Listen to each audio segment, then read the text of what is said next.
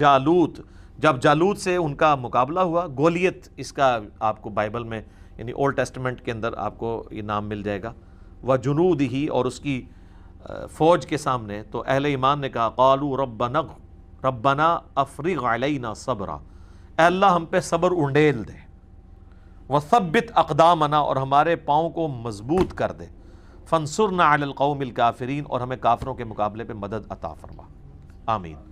سر یہ دعا غزوہ بدر سے پہلے یہ نازل ہوا ہے سب کچھ، تو مسلمانوں کو بھی اللہ نے دعا سکھا دی تھی کہ تمہارے اوپر بھی بدر والا معاملہ آنے والا ہے تو تم نے یہی دعا مانگنی، پھر صحابہ کرام نے یہی دعا مانگی اور اللہ تعالیٰ نے مسلمانوں کو بھی فتح دی۔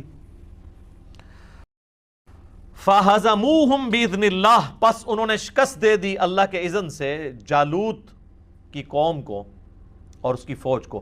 وَقَتَلَ داود جالوت، اور داؤد نے جالوت کو قتل کیا۔ یہ داؤد علیہ السلام کی عمر اس وقت کہتے ہیں 16 سال تھی، اسرائیلی روایتوں میں آتا ہے، اور گڈریے تھے، بھیڑ بکریاں پالا کرتے تھے۔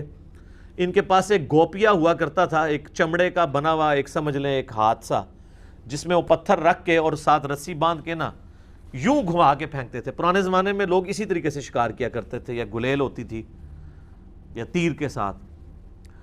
یہ بچپن سے چونکہ اس کے ماہر ہوئے ہوئے تھے، ان کا نشانہ بہت زبردست تھا، اور یہ شیروں کے اور بھیڑیوں کے جبڑے توڑ دیتے تھے ایک پتھر کے ذریعے رکھ کے، تو اتنا زبردست نشانہ تھا۔ تو بس انہوں نے اپنی ایکسپرٹی استعمال کی، وہ ایک اونچی جگہ پہ، پہاڑ پہ یا ٹیلے پہ چڑھ گئے، اور یہاں پہ لوگ یعنی گھبرائے ہوئے ہیں کہ اس کو جالوت کو کیسے گرائیں گے۔ انہوں نے کہا اس نامختون کا جو انجام میرے ہاتھوں ہوگا۔ یعنی یہ بنی اسرائیل کے لوگ اپنے مخالفین کے لیے ایک نٹوریس ورڈ کے طور پہ استعمال کرتے تھے کہ ہم ابراہیمی ہیں، ختنے کرواتے ہیں، اور یہ نامختون ہے۔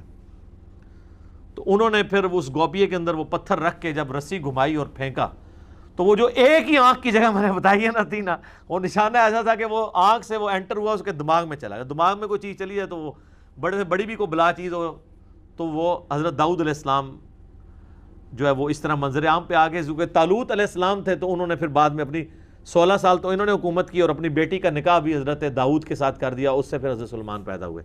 تو حضرت داؤد علیہ السلام اس طریقے سے منظر عام پہ آئے۔ وَقَتَلَ داود جالوت، اور قتل کر دیا داود نے جالوت کو۔ وَآتَاهُ اللَّهُ الْمُلْكَ وَالْحِكْمَةَ، تو اللہ تعالیٰ نے انہیں بادشاہی بھی عطا کی اور حکمت بھی، نبوت عطا کی۔ وَعَلَّمَهُ مِمَّا يَشَاءُ، اور اللہ تعالیٰ نے جو چاہا ان کو سکھا دیا۔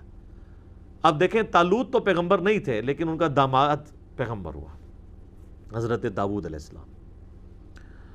اور پھر یہ بنی اسرائیل کی ہسٹری، یعنی طالوت 16 ایئرز، جالوت یعنی اس کے بعد داؤد علیہ السلام جنہوں نے جالوت کو قتل کیا تھا 40 سال، پھر ان کے آگے بیٹے 40 سال، سلیمان علیہ السلام۔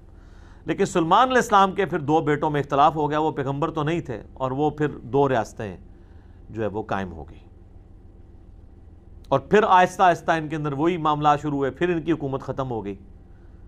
پھر اللہ تعالیٰ نے حضرت عزیر علیہ السلام کو ان میں مبعوث کیا، پھر ان کی دعا کی برکت سے دوبارہ سے پھر بنی اسرائیل کو عروج ملا، اور وہ عروج جو ہے وہ حضرت سلیمان علیہ السلام اور حضرت داؤد علیہ السلام کی جو سلطنت تھی اس کے مقابلے کا ایک عروج دوبارہ سے انہیں ملا۔ وَلَوْلَا دَفْعُ اللَّهِ النَّاسَ بَعْضَهُمْ بِبَعْضٍ، اور اگر اللہ تعالیٰ بعض لوگوں کو بعض کے ذریعے نہ ہٹاتا رہتا، لَفَسَدَتِ الْأَرْض، تو زمین پہ فساد برپا ہو جاتا۔ وَلَكِنَّ اللَّهَ ذُو فَضْلٍ عَلَى الْعَالَمِينَ، لیکن اللہ تعالیٰ اپنے فضل و کرم فرمانے والا ہے سارے جہان والوں پر۔ اچھا، اسی